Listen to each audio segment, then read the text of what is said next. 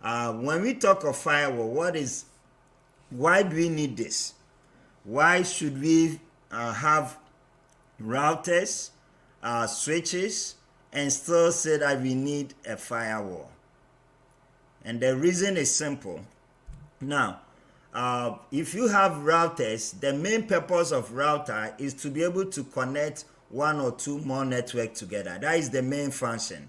It's not a security device, even though you can use it for security device in terms of what we've done, creating VPN, creating ACL, doing NAT, but it was not designed purposely for firewall. So in the olden days where we didn't have firewall, our routers were mostly devices that we were using to be a firewall device in that context. But now with the situation we have with technology revolving, every vendor have its own device which is called firewall device, which is designed for firewall purpose. So we know routers purposely for what I have said, and we know switches purposely for connectivity, and that is more for VLAN and those information. So why we need firewall is, you are going to have your internal network, which is this one, going to communicate to either your data center, or which might not be at the same geographical location, or you are going to also be on the internet. You need to be online so that people can know you. So you have to be online. Now, being online means that you become vulnerable. So if you are vulnerable, then you need a device that can control the traffic that is coming in and out. So if you talk of firewall, which I have it here, is a way to control your inbound and outbound traffic. That is the main purpose for firewall, so that you can be sure that only those who are authorized to access internal network from outside are permitted to do so. What device will permit them is the firewall.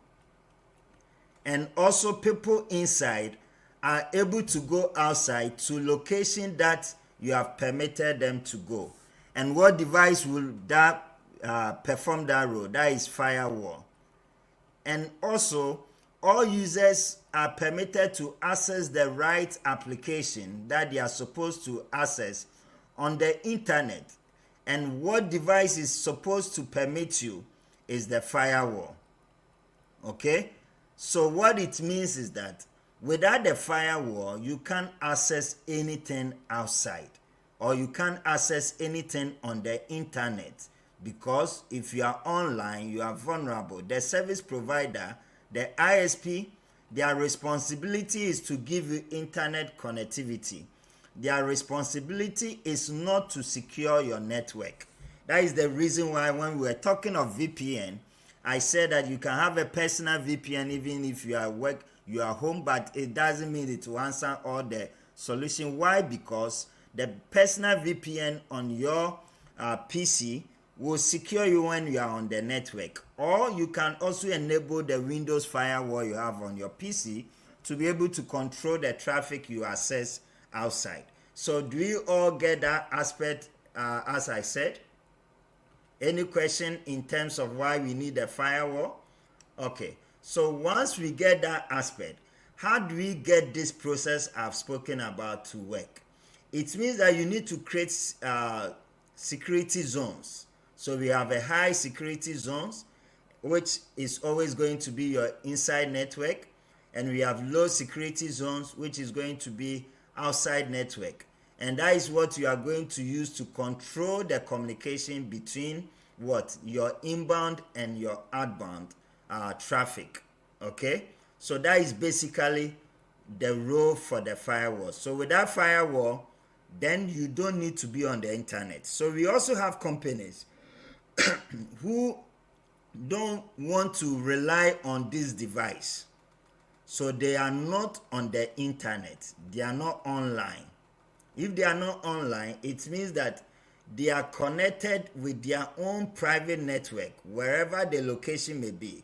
Government companies, other companies where they are more concerned about security, they don't access any traffic on the internet they want to be able to control their own internal network. So for that reason, if you have a firewall and you don't have a good firewall engineer or a good firewall device, then you are not fully secured. So that could be the reason why some company don't want to go through that process. Okay, now these are the vendors that we have. What are the vendors that we have when it comes to firewall? So you can get companies where their firewall device is going to be Cisco, and I've given you one example of Cisco device. You know the models. Cisco over the years started with routers as their security device.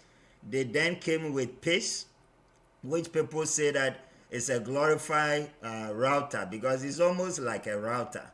Then it was still not 100%. Then they came with ASA firewall, and now we have next generation firewall.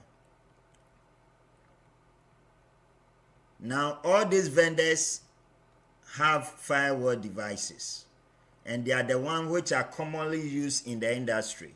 So you have companies which are using firewall, Cisco ASA, which, because of what I'm going to teach you today, I want your environment that you use for interview purpose, in terms of firewall device, it has to be ASA firewall. So keep that in mind, okay?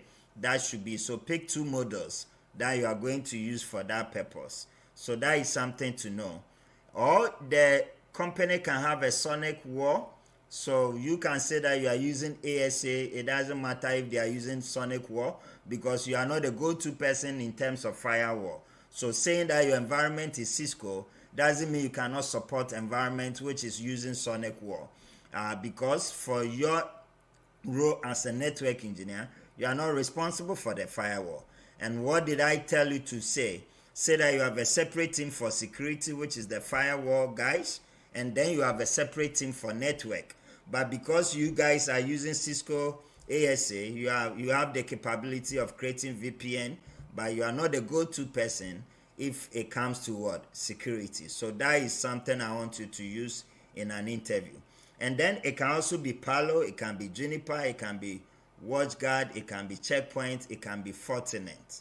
Okay, so these are the vendors you mostly see in the industry when it comes to firewall. In terms of routing and switching, I've told you that the vendors are mostly Cisco and Juniper. So this class we are going to deal with Cisco and Juniper. I'll give you understanding about Juniper, then give you how to transfer your skill set in Cisco to any vendor, even if it's not Juniper. I have engineers working with Dell alone after this training, Dell switches. I have engineers working with HP switches. I have engineers working with Arista. All these vendors in terms of routing and switching. So routing and switching, you have Juniper, Dell, HP, Arista, and Cisco. But this training is going to give you transferable knowledge to all this. So this is routing and switching, and this is for firewall products. So just keep in mind, just for job search purpose and also for knowledge-based purpose. Yes, Kwesi?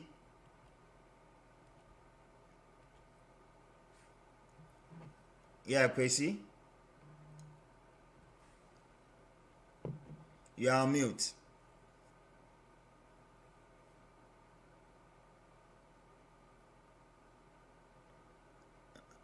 Kwesi, you are on mute.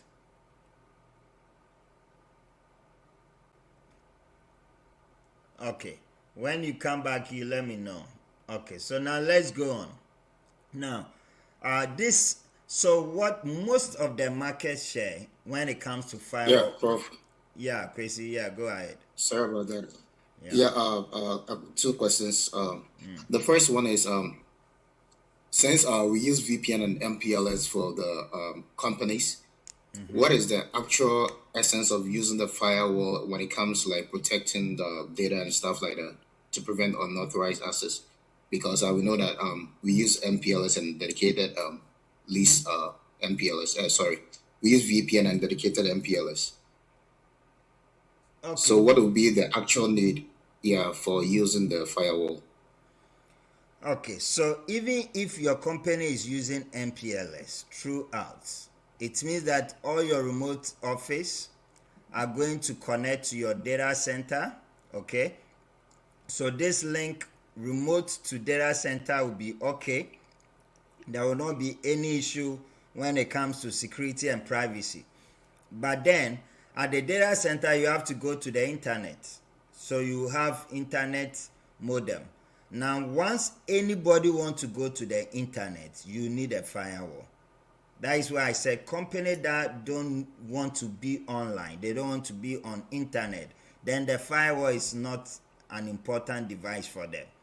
But if you want to be on the internet, you want to have your business online, you want to have your web base, you want to have your services for customers to access, and also be able to have your company in another location for international purpose, or let's say geographically you have other remote sites which might not be in the States, they are in different country, different continent, then you need a firewall, because your connection to different country, different continent require you to be online, and that becomes vulnerable. Does that make sense? Yeah.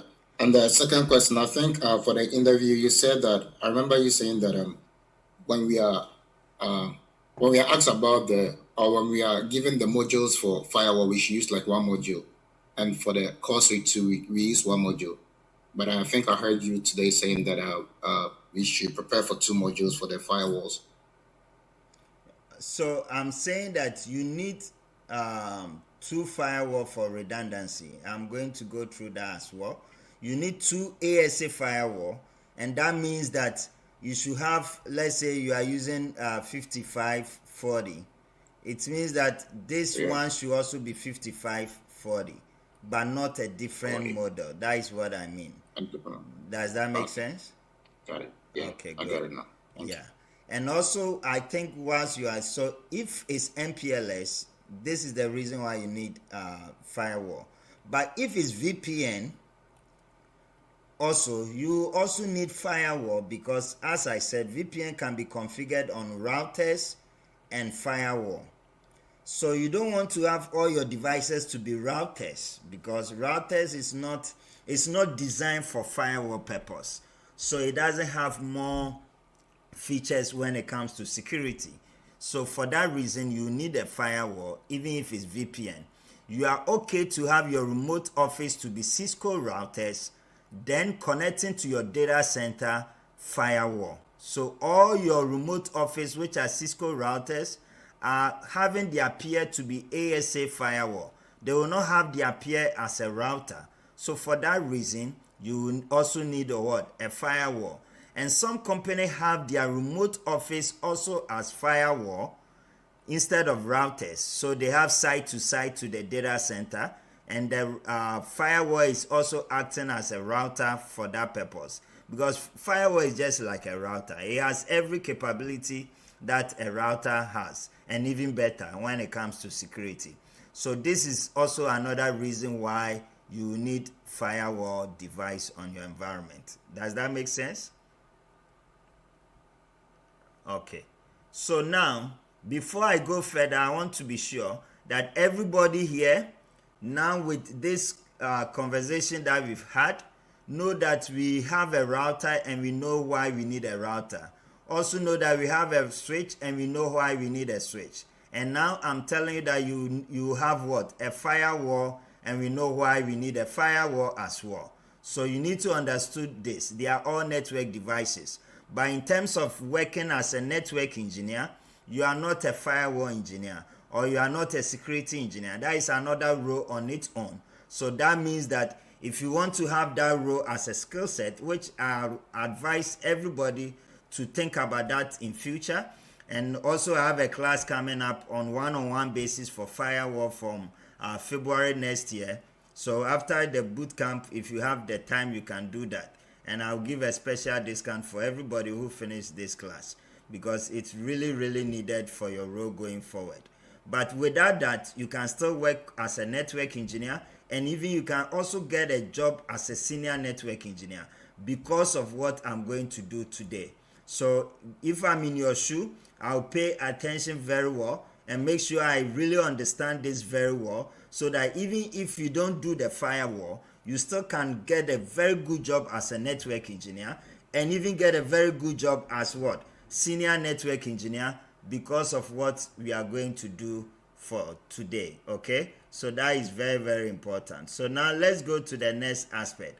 So these are so even though there are so many vendors, but I would say that those with the major market share in the industry or Cisco competitors, Cisco is always the one which is trending, but for next generation firewall, Palo, Fortinet, and Checkpoint are also trending. So you have companies which are also using Palo, you have companies which are using Fortinet. So they are the device. These four vendors, Cisco, Palo, Fortinet, Checkpoint, they are those who are controlling the market share when it comes to firewall. So what I'm also going to do with you for future, for your growth, because I want you to be security experts. If you want to work as a subject matter expert, security will pay you so well. So what we are going to do, or what the plan I have for you is, what the first training you are going to have is going to focus on ASA, because I don't think you can be a good security person, and listen to me well, you can be a very good security person if you are not good on ASA. Palo and Co, I can use 10 hours to teach each of them. So it's not really difficult to know, because they are very simple, and you get to know as we go further. But ASA is very, very important. So whether you do it with me or you want to do it anywhere, focus on ASA and make sure that you understand all it takes to understand about security. Then you go to the next generation firewall. And all these ones are going to be free YouTube videos that I'm going to do with you for all my students that I've taught, because I believe by that time you are done with ASA, and be sure that you are done with this. And then you are done with Cisco next generation firewall before you do, or you have the benefit of all this that you see on the YouTube going forward. So that is very key, and that will support you to be a good security engineer. And also, not only that, you should think of doing your CH as ethical hacker, and this one you also have training on that, and then cloud security as well. So all these three together with your firewall competence put you in a situation where even when you talk to somebody and said, I don't like this job, they will say, Ebenezer, what do you want? What exactly do you want? Can you tell us your concern, what you want? Because we are ready to match you. And I'm saying this through real life experience. I've turned down offers where they get annoyed that why should I turn it down? But when I was learning, were you there? Do you get it? That is how important you become when you upgrade your skill set. So adding value to your skill set is very, very key. So let's focus on that. Now, what are the advantages of having firewall? So now we know the function of a firewall, but what are the advantages? Why will a company choose to have a firewall? This really protects you from unauthorized access. And how can people who don't have unauthorized access get to your firewall? If you are online, hackers can have access to that. So you want to restrict inbound and outbound traffic. And that is the device that can support you to do that is what? Is your ASA. So this device restricts all the incoming traffic and the outgoing traffic. They are all going to go based on the rules that you've assigned on the firewall, which in this situation, the ASA. And also this also help you to prevent what? Malware and other threats. So there are also issues with malware, with threats that you can have online, where people can use that one to also lure you to be able to have access to your network. So this device can prevent you from other threats as well, in terms of what I have spoken about. Then you also have control of your network access. You want to have a device that gives you control over who should be allowed to do what and who should not be allowed to do what. Now, firewall also help you in terms of determine what is happening. So you have a record, or you can keep track of your network activities in terms of the security issues that you have on your environment. So in simple terms, firewall has capability of supporting you to monitor your network, to be able to identify threats and be able to deal with them. Okay, and also regulation compliance. There are certain companies that you cannot have it as a service if you don't have a firewall. They won't allow you to run. Something like the health sector, insurance, you are keeping people information, people data. So you cannot have it as a setup for your network if you don't have a firewall. So you don't only do it for your own benefit, but it's also a compliance you have to follow. And then firewall, like I said, is just like a router. It also allows you to segment your network and also have it in a way that you can have a firewall purposely for this, firewall purposely for this. So these are the benefits of having a firewall. And all this I'm talking about can be an interview question. Why you need a firewall? What is the purpose of a firewall? All these are interview questions. And then which method will a company choose, or which way can you deploy a firewall? You can deploy a firewall as a device, which will be a hardware, so like equipment. So you can have a firewall as a device, physical device. That is what I mean. And this firewall, as I said, most often will be at your data center to be able to allow people to go outside the internet, and people from internet can access your internal network or even your DMZ network. So you can have it as a hardware device placed on your data center, connecting to your outside world, which will be your internet pipe, and then one side will connect to your core switches.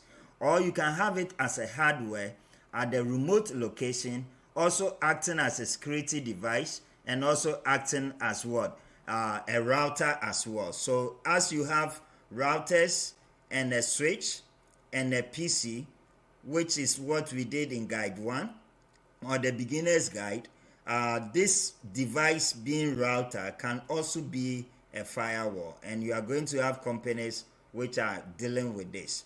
And such company, you let them know this is what I do. So if I become successful and it's part of my role, it's not a difficult thing to handle. I can bring myself to speed. But you have to be truthful in the initial term, making them to know that this is not for you. It's not something they can come to you with every issue, but at least you are knowledgeable with what I'm teaching you, and you'll be able to do basic stuff. But if they want you to be the go-to person, you need time, you need to bring yourself to speed, and then if you have somebody to shadow you, it will be a comfortable role for you. And I've had students who have gotten firewall experience based on this conversation or this communication I'm giving you to use for interview. Then you can have a software on your Windows machine. So you can have a firewall here, you have your switch here, you have your PC here, and say that yes, I have firewall here, but I'm still going to allow Windows firewall on the PC to be a second eye. Okay, so some companies run this redundancy. They have a firewall and they have this one, or even at the data center where they have the firewall, they have the PC also using Windows machine. But in your house, you are also supposed to enable the Windows firewall anytime you are doing transaction, bank transaction, or you are doing personal stuff. You need to have what? Firewall for that purpose to support you in that situation. So you can have a firewall as a user base, which is the end user base, which is what we have on our Windows firewall.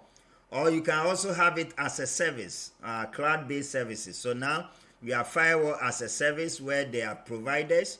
In this situation, you can have a situation where you are not responsible for the administration, for the monitoring, the log, you are not responsible if you want to have it as a service.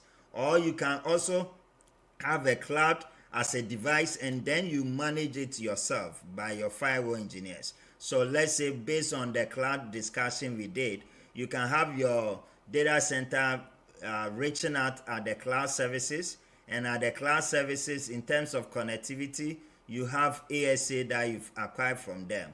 And then you are managing this to create VPN connection or site to site to be able to access your cloud services. So that is also there. Okay. So any questions so far? Kwesi, is it old hand or new one? It's an old one, sorry. Okay, good. And then, yes, Yvonne. Sorry, please, you didn't talk about the disadvantages. Oh, disadvantages is you should know it.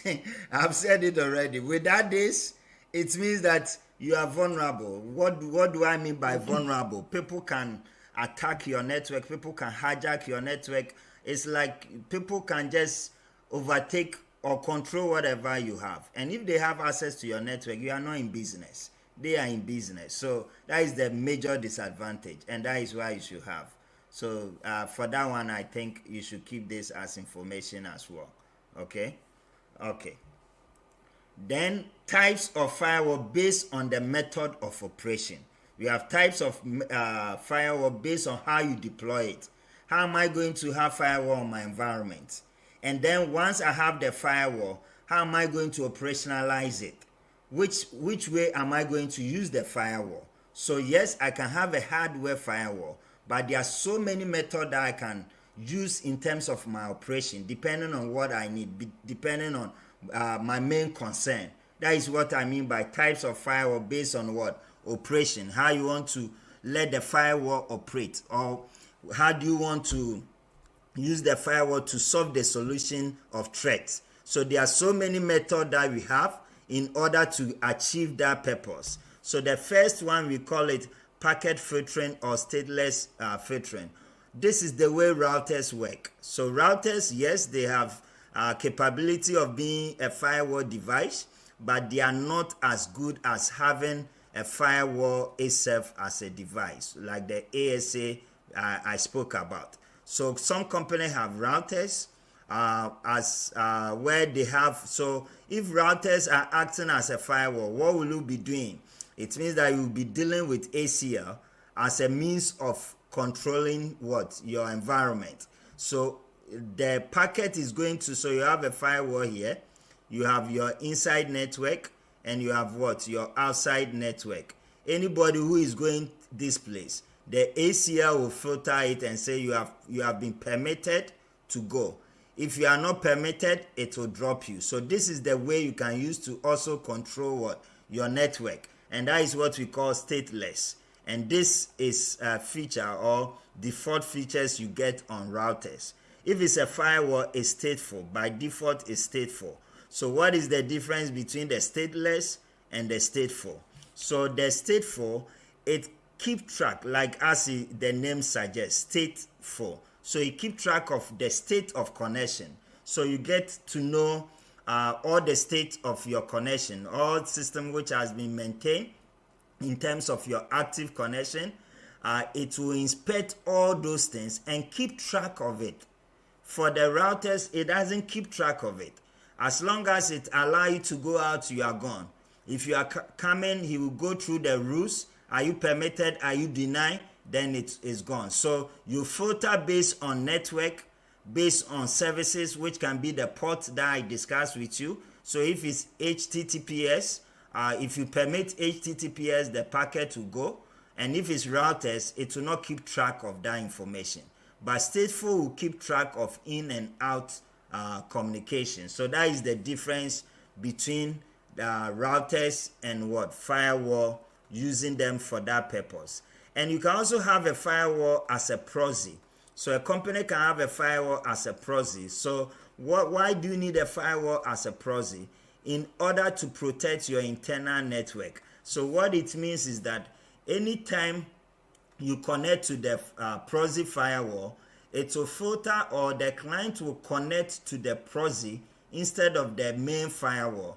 And in that case, all the target system or the initial connection, it will be very difficult for hackers to be able to discover your internal network. So this is the reason why you can have a firewall and say that I'm going to use it for proxy firewall.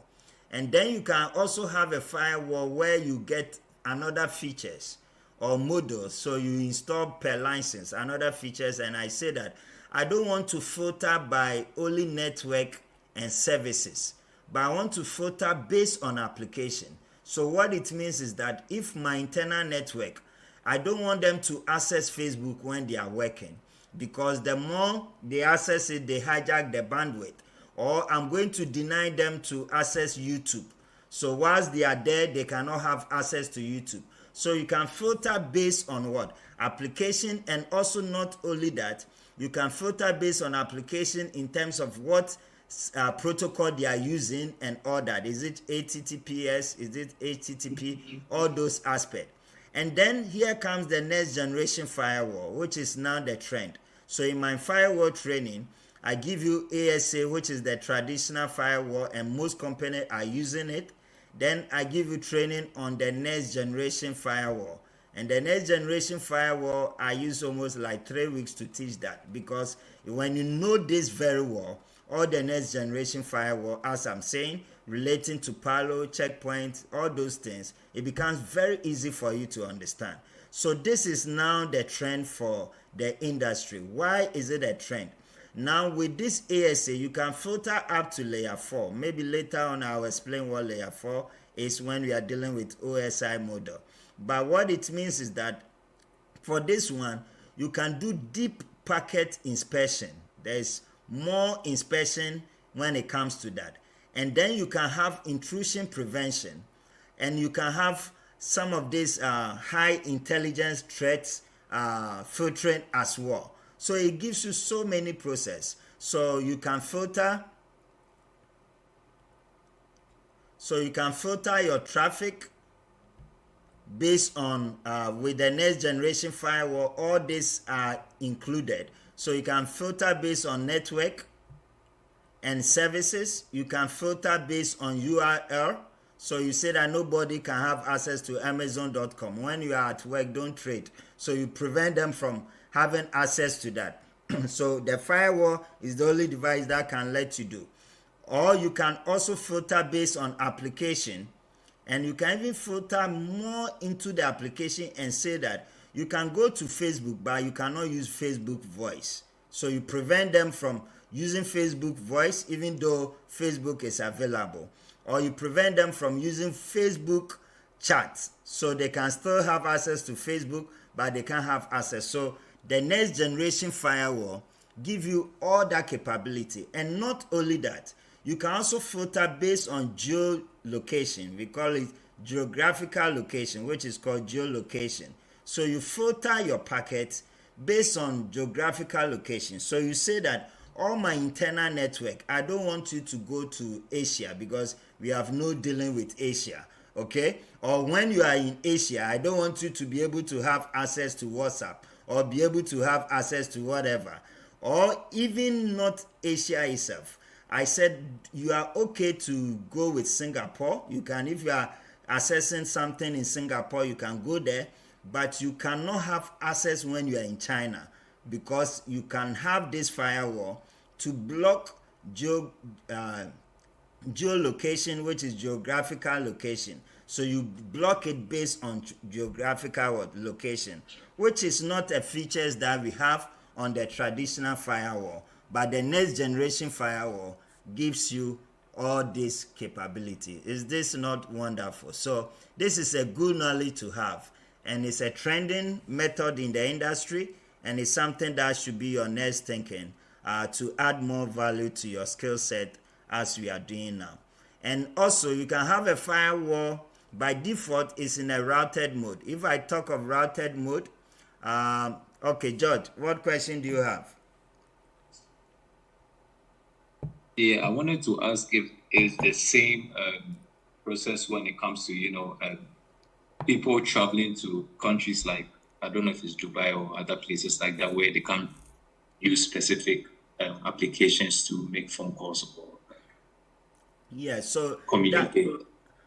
That one, the country itself can prevent certain application working over there. But I'm talking about, so that is on the country itself. But okay. I'm talking about you as an organization. You don't want anybody at certain location to be able to access your network, or you don't want to have any dealing with services which are hosted in China, because it's not business related. So you can block based on that. Do you get it? So that is the more reason why personal VPN is useful. So what personal VPN does is it serves as a proxy server. Proxy server means that whilst you are in Africa, your network is going to be known to your firewall, your corporate firewall, that you are in New York, because your traffic, instead of going to the provider side, it will route to the VPN server before going to wherever you are supposed to go. So this personal VPN server is helping you to disguise your location, and most of the personal VPN servers, they don't keep logs. So what it means is that if even the government want to know what activities you've been going through, they will not see it, because when they go to the provider VPN server, they will not see your connection. So that is one of the things which is required if you are working from different home. Then you need to have personal VPN. Sometimes you can install it on your personal, your corporate laptop. So we have travel routers where you can configure VPN on the router. Then your PC will connect to that router as Wi-Fi, and then it will disguise the location of this corporate laptop, that you are in New York or you are in California or whichever country you choose. So that is on that concept. Does that make sense? Yeah. Okay. Paps. So speaking on the same thing about disguising the location, is the firewall, if you have a setting on the firewall to say that it should restrict certain locations, will the firewall be able to notice that, or will it be able to, I don't know how to explain it, but if you disguise your location and you have a setting on the firewall to say that it should restrict certain location, would it still be able to restrict it? Engineer, I'm not clear with. So whatever rule Say, you I want set. to connect to. Okay, you go. Okay. Let me say this. If it's not what you're asking, then I will get to know. Now, this firewall is going to work based on the rules that you assign. That is how this firewall will work. That is why I'm saying that most company, your firewall is going to be secure based on the engineer you employ. If you don't employ good engineers, then you are in big trouble. That is the reason why they don't mind paying you any amount if you are very good, because you are protecting the company with a lot of issues. But what it means is that if you restrict any traffic from inside, which is your outbound traffic, not to work with any services which is hosted in Africa, then it's going to work the same way. And you can also have a rule where you restrict outbound traffic, that any location in Africa should not have access to my network, because I have nothing dealing with them when it comes to VPN or when it comes to whatever. So when you are here, you can't access the data center. You can't access certain, so they make it in a way that employee cannot be in this location and still have access to this. Is that what you were asking? And does that answer your question? I'm speaking in the position of a hacker. So okay. I'm a hacker. I want to access the network, and I use VPN. But on your firewall, you put geolocation settings. So it means that I will be able to go through the other firewall, restricting me, correct? No, because if there is my firewall, and let's say I'm a remote worker here, I'm going to use client VPN. Now this client VPN, what it will do is it will create logical tunnel from the shared traffic, from the normal internet. It will create its own tunnel, means of communication. It's not going to use the normal means of communication by the provider. And through that tunnel, it's going to use IPsec as a technology to encrypt this packet. So the hacker is online. So the hacker will see traffic going back and forth. Then he tried to access some of the traffic based on whatever method he's using. But when he get the traffic, it's as useless as it can be, because that data that you want to have access to is not able to he's not able to decrypt it, because that packet will be encrypted. So you will not be able to get the information that you are sending to the data center. And that is where we say that VPN gives you that privacy when you are online. So does that make sense as well? Yeah, very, very much. Thank you very much. Okay. Napo? Okay, so from what you've explained, that means that before you be able to access anything from a data center, then all clients or users working in that company should have the client VPN. That's why hackers cannot get through, right? Correct. And that is the reason why I said you shouldn't use your personal laptop for that, because you are using it for company benefit. If not, they should buy it for you or they should pay it for you. Do you get it? If not, the best method I would suggest is configure any desk on your personal laptop. When you are home, you connect to your office desktop, then you use that office desktop to communicate. But don't work from home with your personal laptop. You don't want to do that. Do you get the idea? Yeah. Okay, good. So now firewall has two modes that you can work with. Either routed mode, which is the default one, or transparent mode, which is something you can convert. But the router mode is what will act like a router. It has the capability of doing everything a router can do. But the transparent mode is what you use for maybe intrusion prevention method or intrusion detection method. So it's not meant to configure network. It's not meant to do anything. It's just to give you alert in terms of threat, or to prevent alert in terms of threat.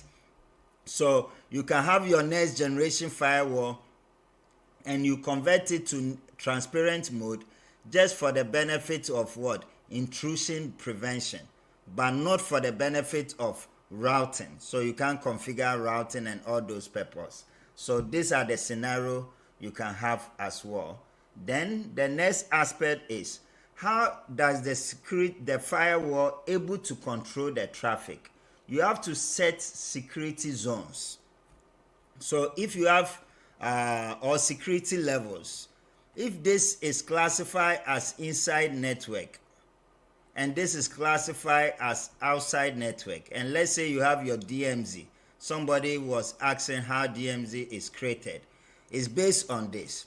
Now you are going to have your security zone to be 0, which means that it's coming from non-trusted location. That is the identification in terms of security level. So all outside traffic have the lowest security level. And then the inside one, you want it to have the highest security level. And the highest you can have is 100. That means that any traffic coming here is a trusted one, for the firewall to be aware of how to manage the traffic. And then DMZ should be more than outside, but it should not be more than this. So DMZ can be between 100 and 50, 100 and 0. So let's assume it to be 50.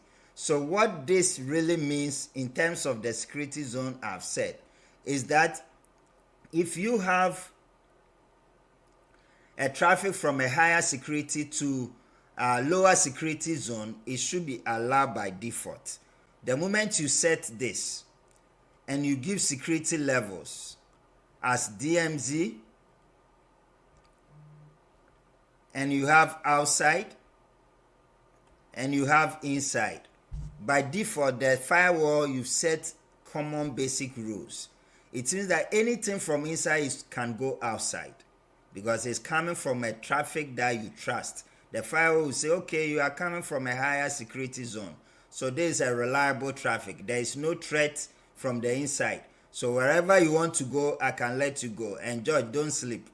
Then if you also have inside to DMZ, it's also going to be allowed because it's from higher to another level, which is also higher, so that is also allowed. Okay, but if it's from a lower to higher security is not allowed. Anything from outside, by default, it will be blocked. Unless you give ACL rule or you give a firewall rule that will permit something from outside to come inside. If not, all inbound traffic is blocked by default the moment you set your security zones. So that is something that you have to be aware of in terms of that. So let me show you simple way to understand. So as you see over here, this is the firewall, and this is becoming our outside. This is our DMZ where you host all your DMZ servers. This is becoming your inside network where you host all your internal network, your core switch, and whatever you have over here. Now, inside to outside is allowed. So that is what you see here, permitted. Inside to DMZ. So if you have traffic from inside going to DMZ, it's also allowed. So that is the green aspect you have here. So it's permitted. DMZ to outside, because this has, let's say, security zone of 50, security level of 100, and security level of 0. Anything from DMZ can go to outside. The firewall will say, yes, you are coming from a reliable source. So it will allow that. But look at what will not be allowed. DMZ to inside, no. There should be a rule why you from DMZ want to communicate to inside. So if you don't have a rule design or you don't have ACL in place, the packet will be dropped. Are you all getting that? The same thing is from outside to DMZ. Now, outside network cannot come to DMZ because the security level is 0 and you are coming to a higher security level. So that packet will be denied. So anything from outside domain can neither come to inside or come to outside. That is the principle in terms of firewall. But will you need anything outside coming inside? Yes. You can have a remote office here. You can have a remote worker using VPN here. You can have a vendor which is a partner also here. And you want them to be able to communicate to your internal network. So even if you create VPN, you still have to permit them to be able to communicate to your inside one. That is why VPN, if you remember, we create crypto ACL to identify the traffic that can come inside, because they are coming from outside, which comes with a low security zone. So all those people can use the internal network, but they are going to be denied till you permit them as an administrator. Any questions so far with what we've discussed? Napo? Oh, sorry, that was an old one. Okay. Now, before we go to the next slide that I'm showing you, and I'm going to upload this.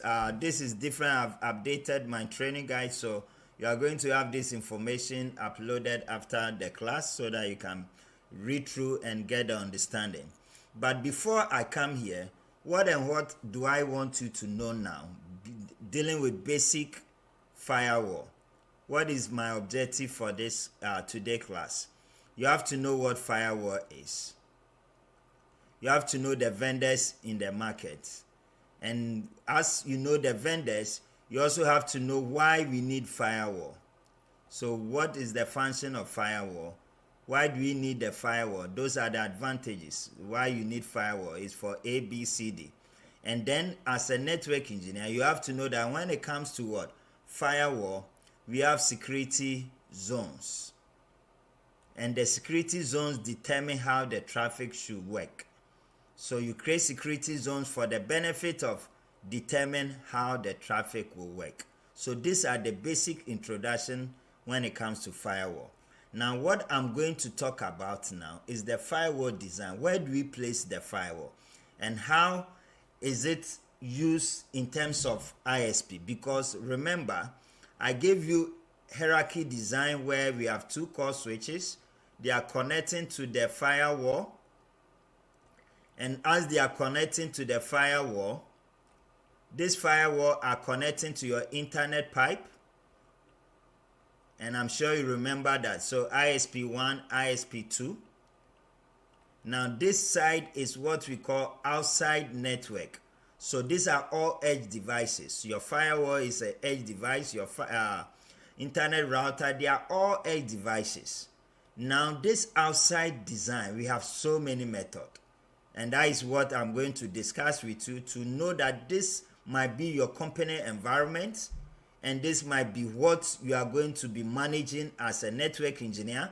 And then when you are working, you have to see which of the method they are using, because you need to know to be able to troubleshoot. And Ebenezer, were you praying short minute ago, or this one you are with me? Were you praying? Because I saw your eyes closed. You are with me?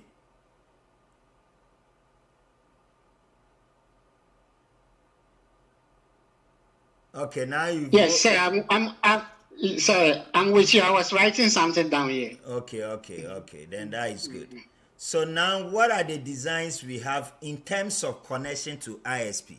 So I'm talking of in terms of connection. So in terms of design, we have ISP design method we have in the industry, and we have deployment design when it comes to ASA as well. So we are going to deal with the ISP, then I talk about the deployment design. Now you are going to have a company where they are using single homing.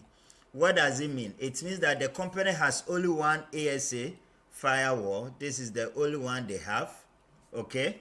And then they are also having one provider. This is what we mean by single homing. So that is what you can have as a company, medium-sized company. Instead of having two ASA firewall, they have only one connecting to only one ISP. Why will a company choose to have that? Maybe they don't. I don't even know. Sometimes I don't even know why. Whether they were not advised well, or they don't know the need of that, because it means that you have no failover on the physical device.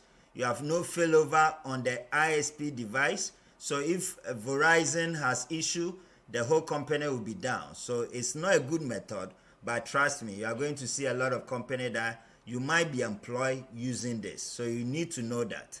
So this is what we mean by single homing. And the dual homing means that it is going to be one provider, but the link is going to be twice. So two link coming to the core switch, two link coming to what? The ISP. That is what we mean by what?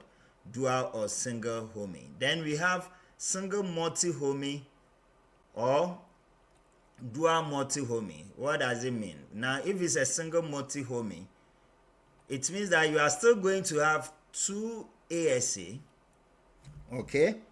And then you are going to have two links to ISP. So your ISP is going to be two, but your ASA is also going to be one.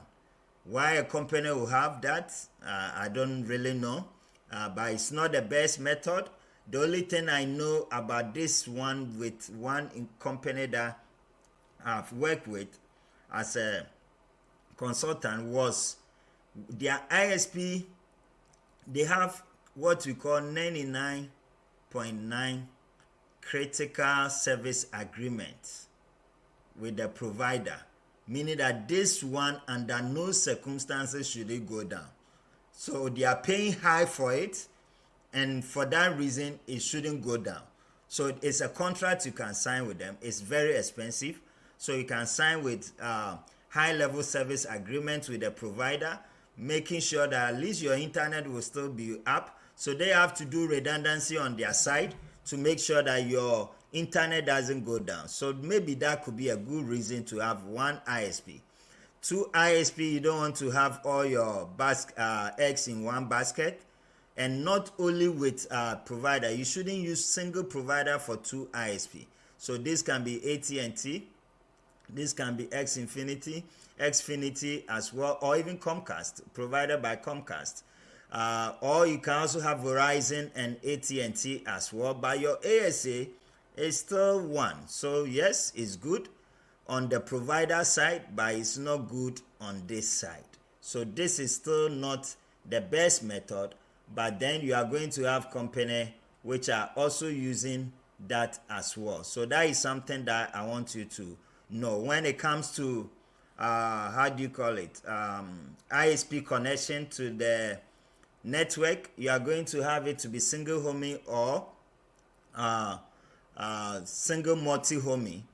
Now the dual multi-homing means that you have dual links. So this has dual links. So you want redundancy on the provider as well. So if there is a cable failure, you still have access to the internet. So that is what we call what? Dual multi-homing or single multi-homing in terms of the cable connection to the provider. But this is on the ISP, redundancy on the ISP. Then we go to redundancy on the provider, which is very, very important, which most companies, serious company, will go with this method. Because why do you want to have this? You don't want to have single point of failure. If you have only one firewall, you have only single point of failure, which means that if this one fails, you are in trouble. So you don't have fault tolerance. You can't tolerate fault. When you have hardware issue, you have software issue, it's going to impact the business. Business are going to have issue. When you have issue with link as well, it's going to impact the business. So having a firewall as one device is not a good method. So it's good to have multiple methods for the benefit of fault tolerance, even to enhance your perimeter of firewall, which we are going to have that discussion. So in terms of deployment for redundancy, you can deploy just for fault tolerance, or you can deploy just to enhance your security layer, or you can deploy just to segment your network. And we are going to go through the advantages in doing all that. So some company can have it for this benefit alone. Some can have it for second item or third item. So this is something that worth to know as well. So what are some of those scenarios I'm talking about? This is a deployment scenario of fault tolerance and load balancing. So in this situation, you are going to have two ASA. So this is focusing on outside network, okay? So you don't have the core switches. You have the core switches, but you don't have the access switches. But I know you know that. Now you have two firewall, one acting as a primary, one acting as a secondary. And then you are having these two firewall for the benefit of fault tolerance. What does it mean? It means that you need to enable failover or high availability between the two ASA in such a way that if this one goes down, all packets will route to this, all connection, your VPN connection, your connectivity, everything should route to this one. So this is the reason why you have this firewall. In that situation, the firewall will be placed para. So one on this side, one on this side. And then you connect to each other.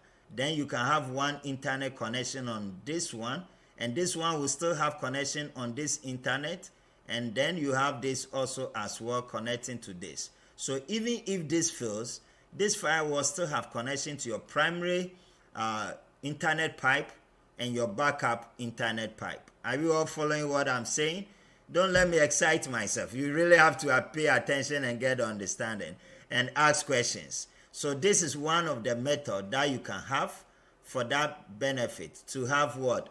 Fault tolerance. You can also have it for load balancing. So load balancing meaning that I can have multiple firewall for the purpose of saying that this firewall will only be for VPN.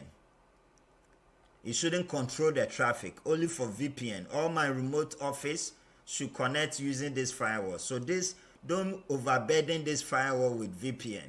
So all these are questions you have to know. Do we have two firewall? Is it for this benefit or is for what? They are very key for troubleshooting. So if it's also for, you can also say that I have another firewall for just purpose of client VPN. So you can have a company using 4 firewall, 5 firewall, 6 firewall, all because they want to have load balancing. They don't want all one single firewall, 2 firewall to be able to handle all those stress. So that is one of the reasons that you can have when it comes to that. Then you can have enhanced parameter. Now, if it's this way, let me say this before I come here. If you are using it for failover, it should be the same model, the same vendor. Let me repeat that. Same model, same vendor. This is ASA, this is ASA. This is Palo, this is Palo. This is Fortinet, this is Fortinet. If you are using it for fault tolerance. Now, if you don't want to use it for fault tolerance, but you want to enhance your perimeter of your network, then what it means is that your firewall is going to be deployed in this way, where the traffic from outside is going to pass through first firewall. The same traffic will go through the second firewall before it comes to the users. Now, you do this and you can say that this will be for IPS, so that if this is not able to identify the threat, this firewall will get to know and stop the threat. Or you can have this as your IDS, so intrusion prevention services, or system, or intrusion detection system, so it can detect threat and this might stop it. So you can have that situation as well in terms of that. Just that if it's in intrusion detection, all traffic will not pass through unless it's what? IPS, where all traffic will pass through. This will mirror the traffic, but this will let the traffic pass through it. So what it means is this can be Cisco, this can be Palo, it can be different vendor. Are you all getting the point? Because they are not used for failover purpose. They are used to enhance your security levels. In terms of if this is not able to detect, this can detect that. And then the last aspect I'm going to talk about is going to be for the segmentation purpose. And what that means also is that you can have one ASA in your internal network. So you see that this is your fire network, this is still intranet, and this second firewall is connecting on your internal network. So you can even connect to your core switch. You have another firewall connecting to your core switch. Why will you do that? You want to also manage the internal users. You don't want the internal users to be a threat. So let's say you want to use it to segment the accounts department from the engineering department. You don't want people from accounts, server, or let me put it in better terms, you don't want people from engineering department to be able to access the accounts servers. So you can install a new firewall in your internal network. The only thing I will say is there is not a common design, but it's there. So you are not going to see more of this in the industry, but you are going to see more of the perimeter protection and then the failover process. Those are the common one that you are going to have. So any question before we go for first break, then we come back to configure site-to-site VPN. Any question, any concern? Okay, good. So